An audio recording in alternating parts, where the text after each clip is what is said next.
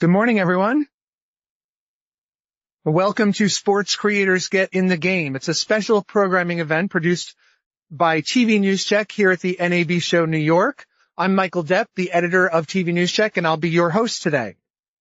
We are here to look at the changing world in sports media, one in which traditional media, athletes, and social media content creators are coexisting and playing increasingly collaborative roles.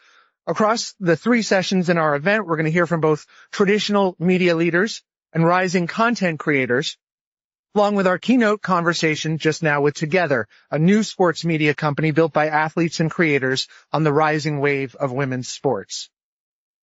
I'd like to introduce our 2 speakers today. Kati Fernandez is the Chief Content Officer of Togethxr, and Nancy Dubuc is the Executive Chair of Togethxr. Everyone watches women's sports. This is the mantra, tagline, and branding epicenter for Togethxr, a women's sports-focused media and commerce brand that's seen a meteoric rise since it began in 2021. Today, it's my great pleasure to have with me 2 of its leaders who will discuss the company's rise and how it's become emblematic of a new sports media company with roots in social media that have extended into far-reaching branches across multiple platforms today. So just a note to the audience also, we will leave open some time at the end for some questions, and we'll have a microphone to pass around at that time. So, Kati, I want to start with you. I know that you are relatively new to the Togethxr fold, and we'll come to that in a moment. But when Togethxr was founded back in 2021 by Jessica Robertson, Alex Morgan, Sue Bird, Simone Manuel, and Chloe Kim, what was the goal? Did it want to be a multimedia company right from the jump? Yeah. Good morning, everyone. It's great to see all of you here, and thank you for having us, Michael. I would say that they really set out to disrupt in a space where there was nothing like them that existed. I think that we had seen at that point athlete-led production companies, but really they were set out to take women's sports further every day through every story that they told, and really showcase that there is a profitable business when it comes to women's sports. I think for a long time, people were questioning whether that was a business. And now with Togethxr being the fastest growing women's sports media company and profitable, we've shown that that is actually true. Right? And so how did you personally come to be aware of Togethxr and then get involved? What's your story and entry point into this? I harassed her. Nancy's my boss. Literally. So Nancy and I got connected for a coffee chat in June, and I literally said, what can I do to learn from you? And I knew that the organization was doing incredible work. I was previously at ESPN as the head of content development for scripted and unscripted, and I really am a purpose-driven leader. I think that what they're doing is so disruptive. I really wanted to be a part of it. They first came on the scene for me when I was looking at content creation and looking at partners and constantly had an ear on the fold. And I was studying to see what they would do. Obviously, we have the ESPNW brand. It's a brand I really love and has done a ton of work. What I loved about Togethxr, though, is that they took a bunch of athletes, not just one individual athlete, and came together to disrupt the game and showcase and take the women's sports business further. Okay. So it seems like everything has been built with Togethxr off the foundation of a community. And so and this is for both of you to speak to, but what were the qualities that Togethxr's soon to be community, what qualities were they looking for and not finding elsewhere in this landscape?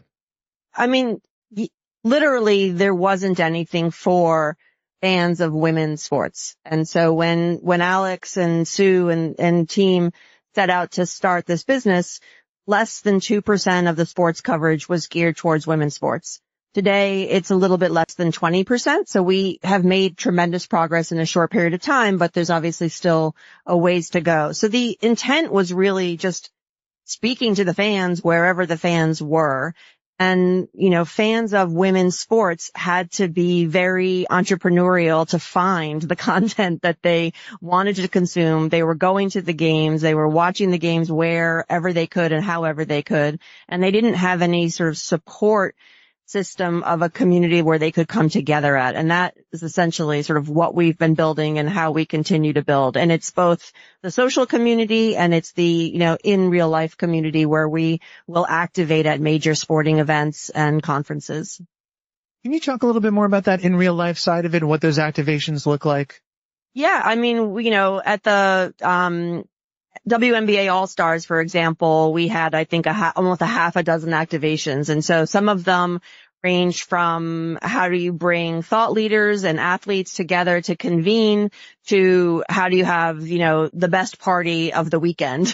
And, we pull those off with our partnership with our brands. And so whether it's, Aflac or whether it's TJ Maxx, we partner with brands to support the foundation and the growth of women's sports.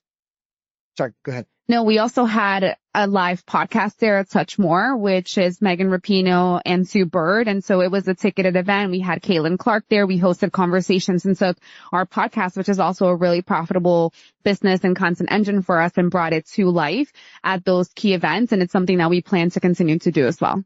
So as you're coalescing this community, is that real life, how important is having those in-person events to keep a touch point? I think it's increasingly important, and I don't know whether or not anybody is familiar with the Stud Buds, but they live streamed for 72 hours during the WNBA All-Stars game, and it became a bit of a phenomenon, and they're continuing to build their brand based on that. So, you might be one of 300, 400, 500 people that can attend in person. But I think there's big opportunities in the future for us to be able to stream and share these events for people who can't attend in person. And that still has the same compounding effect of building your community. People are looking for an inside behind the scenes look. And that's sort of how we think about why our community is coming to us. And it's not just sports, but it's also where sports and culture intersect. And that, the everyone watches ends up being sort of a badge around that. But Nancy, I think it's safe to say that you come from a pretty traditional media background with leadership roles at A&E and then running Vice. So what was it specifically about Togethxr that you saw that drew you in? I mean, I think if I was going to get out of bed to do a job, again, it had to be A, something that was growing, B, something I was really passionate about. When I was at A&E in 2017, I made an investment in the NWSL. It seemed very, very obvious to me that the only way for women's sports to thrive was to give it, appointment television viewing. And that wasn't happening because it was a chicken and the egg. Everybody was saying, well, then nobody wants to watch women's sports. I said, well, if you can't find women's sports, how do you know nobody wants to watch women's sports? So, and so it takes leadership and it takes people who are willing to sort of plant a flag. And, personally, I'm an athlete. I was a college athlete. I'm a mother of a daughter and a son. And this is a space where it's just proven over and over and over again that girls who play sports thrive in the business community. And I think the number is pretty staggering. It's like 90% of C-suites or presidential leaders in business played sports. I'm interested in how Togethxr as a company is starting to develop its own culture. And what you having come from A&E again and Vice, which certainly had a culture that was very demonstrable. What is different in the Togethxr ethos and in the workplace environment and in what people are bringing to start to coalesce that culture internally? Yeah, I mean, I think a little bit, and Kati, chime in. We're relatively small. We're still in startup mode, but we're actually starting to sort of come out of that startup mode. We're about 40 employees, profitable. We were born in the era of remote. And so I think we're still struggling a little bit with remote versus in person and how do we build those in-person cultural touch points. And it may not be, okay, everybody has to come to the office. It may be everybody has to come to this sporting event and participate in the activations that we're doing. And we build culture around that. But, we're still very much a everyone does 3 jobs, business. And I think this generation and this type of media is used to that. If you've done it, you're used to that and people sort of expect that. I think the balancing act for me is, finding that line between everybody doing 3 jobs and everybody doing the most important job. And so, prioritizing for the team, what we're going to do as a group, since we are the size that we are growing incredibly fast, but we also want to stay profitable, which is really important for smaller digital media businesses. And so prioritization is key. But, I think culture is something that has to be talked about and embraced every single day in order to grow it. And in some respects, I believe it's the tone that you set that allows the employees to develop the culture on their own. Can I add to that, Michael? I think as the new person, because I've been here for 8 weeks, one of the things that I loved about the culture of Togethxr is that Nancy shared the example of the stud buds. Literally a young person in our company was the person who said, hey, we should do this. And then they took it upon themselves to actually mock up a shirt. And we sold that shirt as a limited edition, and it drove real profits to the business. So even though we are a small and nimble business, I think that our younger employees, we listen to them. There's a space to collaborate and create, and they're watching and seeing what's trending, what's going viral right before it really hits. And that has allowed us to capitalize on it. I also would say that we're a company that really embraces innovation as well, and utilizing tools that will allow us to move faster so that we can continue to reach those goals. Reach, revenue, and relevance are our big 3 R's. And those are what really, determine our North Star and where we're tracking from a business perspective. The word nimbleness seems to be key here, because a lot of larger media companies, traditional media companies, cannot turn on a dime. It seems like we both know that. Right. So this seems to be a serious competitive advantage in this kind of in an attention economy environment. I think a lot of it is look, it's always easier to start something than to transform something, right? And in big companies, walls get put up. You're in the social division, but no, you're in the long form division. No, you're in the branded content division. But the reality is, that's not how the consumer sees it. It's just the brand and the story to them. It's not how the advertiser sees it. It's not how anybody that we're serving sees it. So my experience is in the traditional businesses, walls get put up because what P&L you're attached to. And, we are very fortunate that we don't have those walls, and it will be our responsibility to guard against building them. One thing I would also add to Nancy's point is that we remain nimble, Michael, to your point, but we also have a roadmap and a playbook, right? Where other people are sort of, reacting, we're reacting and planning ahead for LA28. We're planning ahead for Women's World Cup.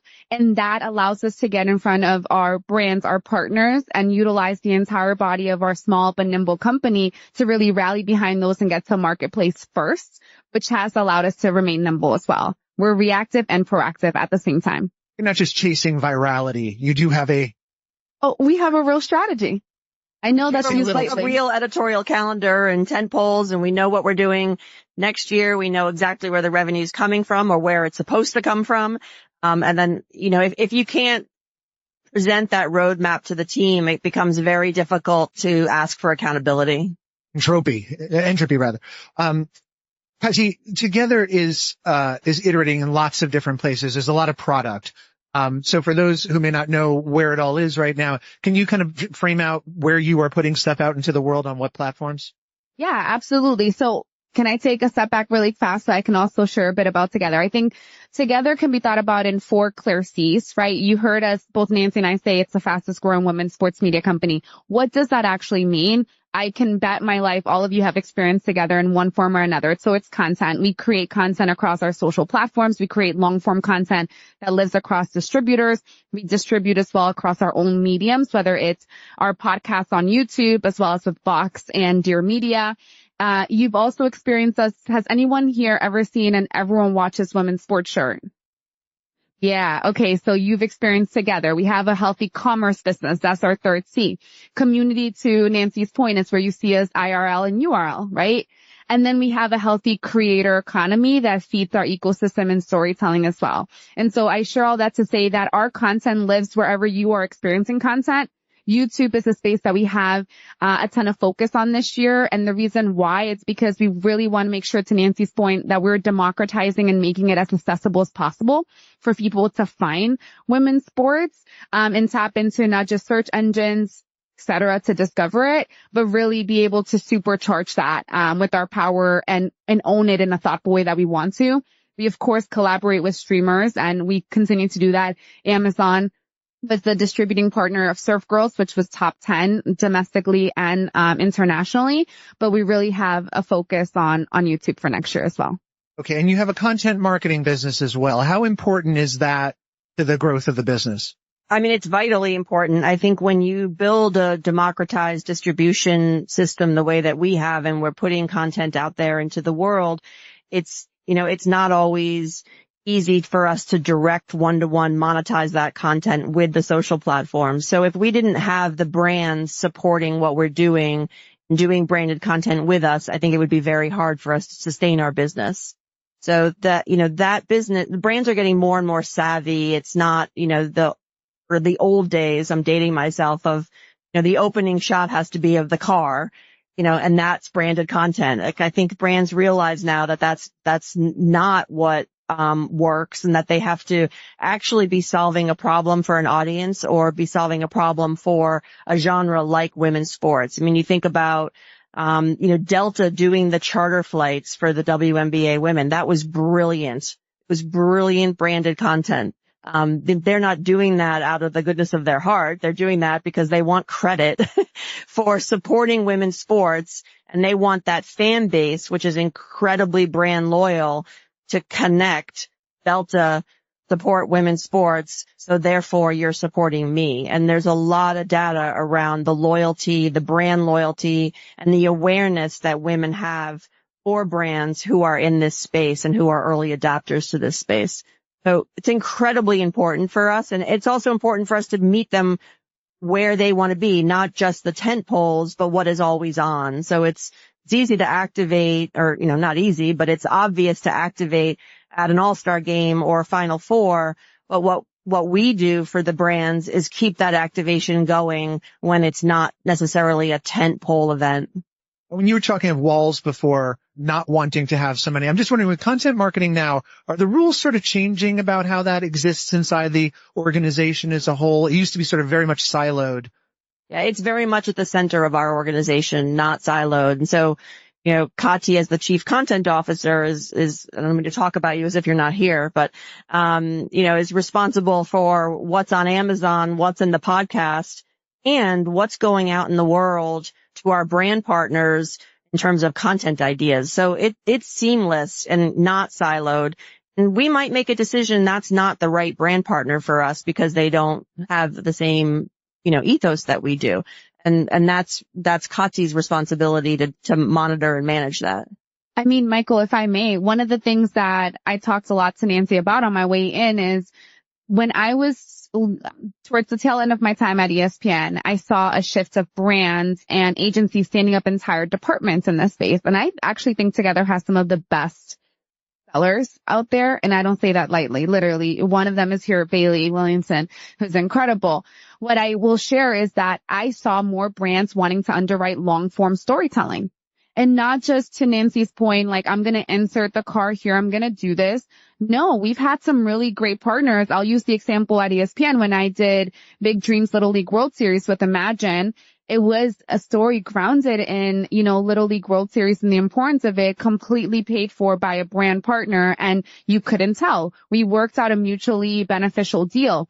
The beauty of it Togethxr is that because we have such an incredible community, virtually through our social platforms, we can also help you measure impressions against those. We can continue to get the word out as you invest in our long form storytelling as well. Prime example of that is we are reaching over 100 monthly views, and that is the proof in the pudding, right? We're able to really showcase that through our creators. We're able to showcase that through our channels. We have a really engaged community that we've built. And so that only adds incentive to brands that want to tell stories with us, no matter what content type that looks like. I'm curious that, when you have a TV network, or what we used to call a newspaper, you have a kind of a media home base, and consumers tend to think of you as that thing. CBS is a network, for instance. The New York Times is a newspaper, even though, of course, they are much more than that. In Togethxr's case, it seems to be too decentralized to say that. And I wonder, is that an advantage or a disadvantage or both as a media company? I mean, I think it's definitely a little both, but I would just caution, vocabulary and constructs can be super important. And that's an industry vocabulary. Like audiences don't watch networks. They watch shows they love, and audiences watch, brands and content that they love, content creators. Essentially, we are a content creator. We call ourselves a community business. I bet you our fans don't call us that. They just call us Together, and we like their stuff, and so I think it's really important that we not put, sort of trade vernacular against strategy that's really not who the fan is and what the fan is doing. And that's a pattern that I've seen in my career for over 30 years, that when I started in cable television, I could not wrap my head around why they were all talking about broadcast versus cable. Me, it was like the box in the living room is putting on stuff that I watch. And I don't know, there's no difference between, for me, what you guys are talking about. And having that mindset, I think, really helped my career. And I think it holds true today. We have to all remind ourselves, we're consumers of content too. We don't think that way when we're actually consuming. I want my, daily habit of women's sports. Well, I'm going to go look it Together. And if I'm on a subway, I might do it on Instagram. If I'm home at 7, I might do it on YouTube. We just have to meet them where they are. And that, in a sense, is our business strategy. Okay. I want to talk about creators because there are a lot of them here at the NAB show today.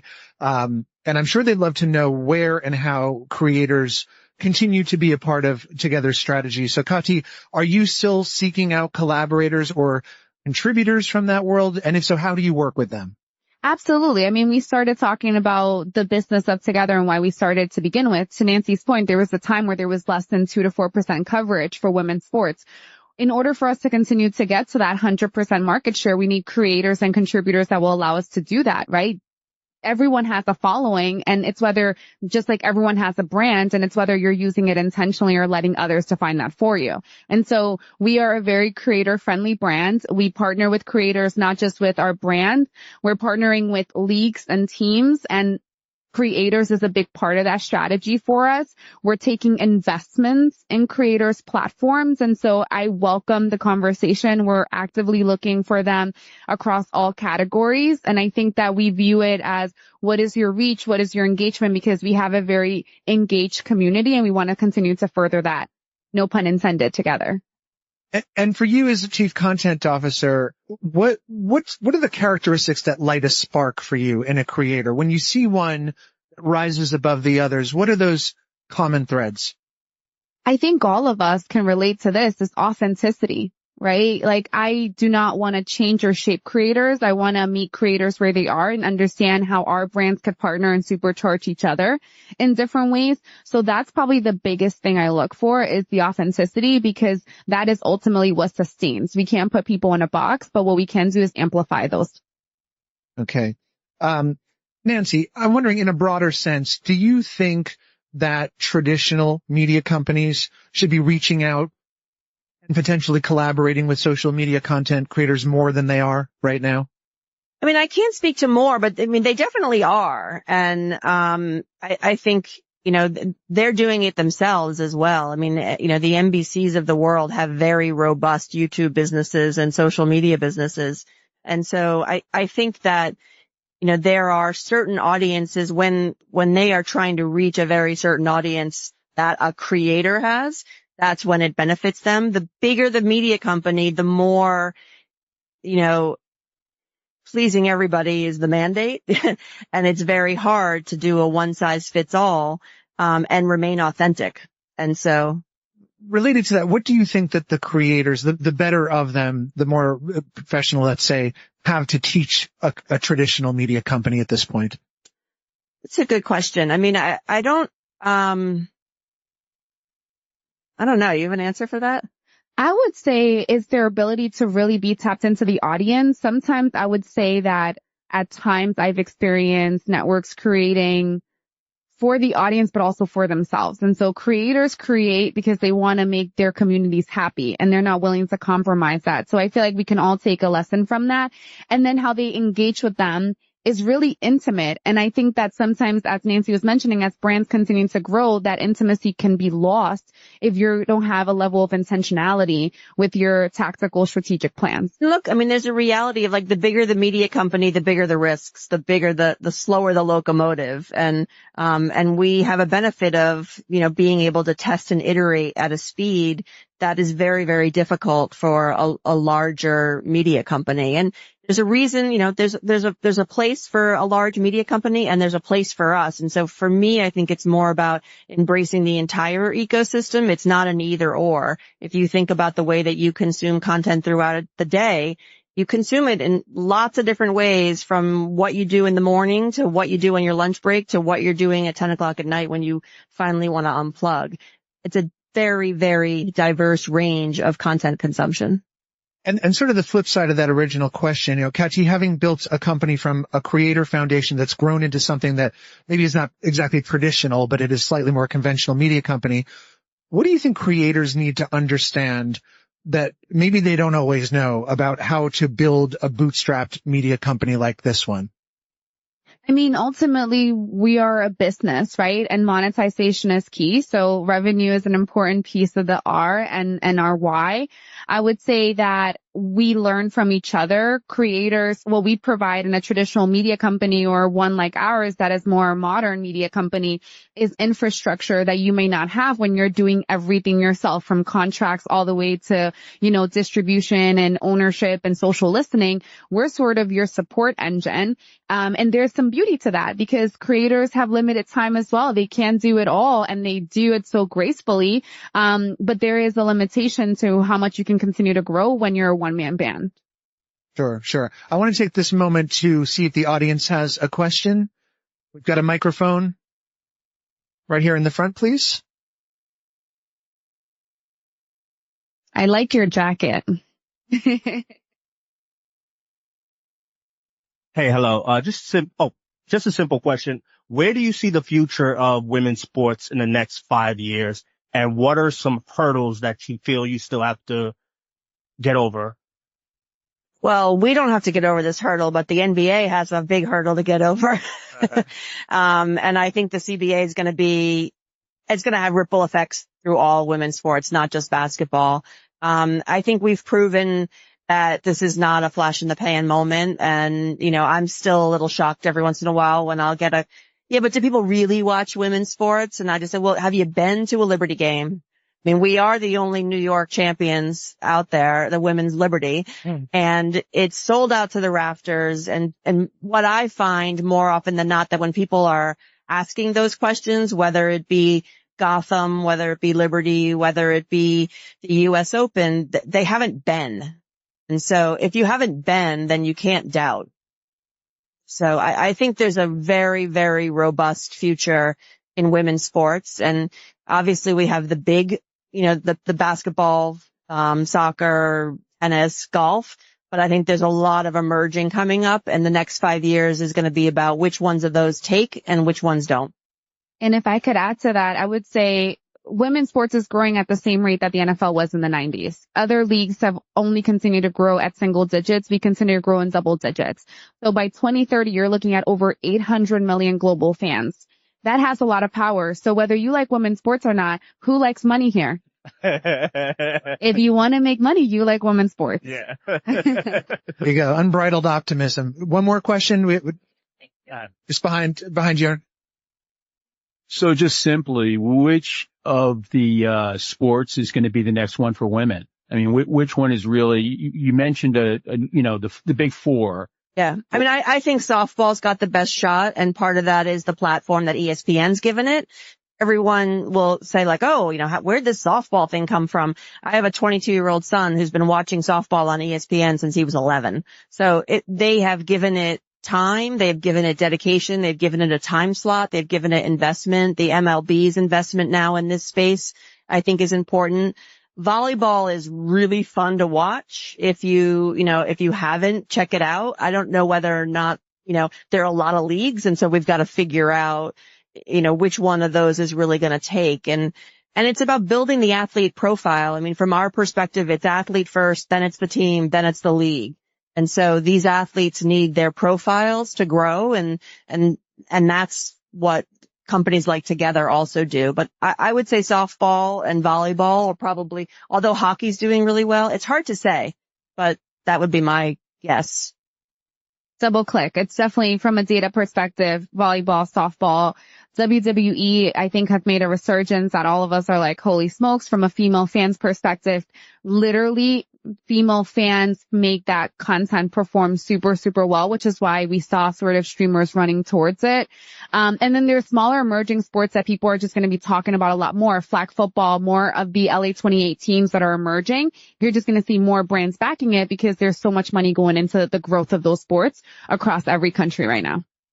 And just to piggyback on that in our waning seconds, that's where you see growth for women's sports writ large. What about for Togethxr itself? On the programming side, on the business trajectory side, what are the next steps? I think our future is really bright. We really like the cards that we have. We really like the bets that we're taking. We see our growth continue to grow from a content perspective and us building more franchises, capitalizing on even the tagline that's made us so famous around everyone watches women's sports. And you're going to see us take really aggressive partnership bets that I think will pay off dividend. And that's the time. It's right down to it. Okay. Please give it up for Nancy and Kati from Togethxr.